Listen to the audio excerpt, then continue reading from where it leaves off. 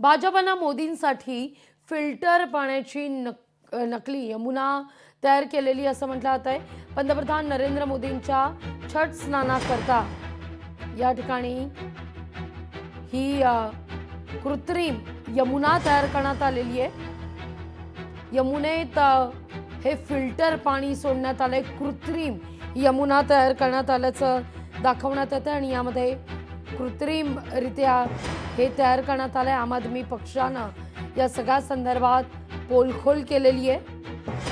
पंतप्रधान नरेंद्र मोदी यांच्या छठ स्नानाकरता, छठपूजेच्या स्नानाकरता दिल्लीत वासुदेव घाटावर ही कृत्रिम म्हणजेच खोटी यमुना साकारण्यात आली आहे असं म्हटलं जात आहे।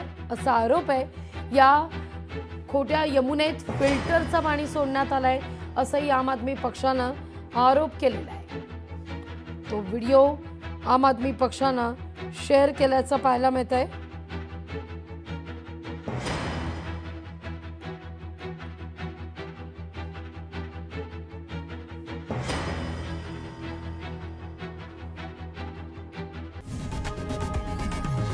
लोकशाही मराठी ऐका, पहा, जागरूक रहा।